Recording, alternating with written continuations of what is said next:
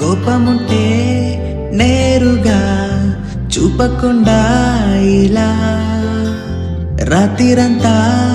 నెత్తురే పాడు చేస్తే ఎలా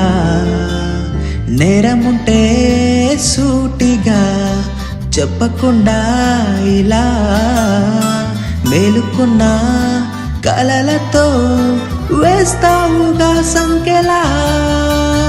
పూట పూట పొల మారుతుంటే అసలింత జాలి లేదా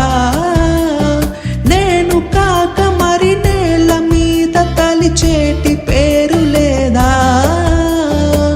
క్షణమైనా నిలబడనిస్తే నీకు ఊసిపోదా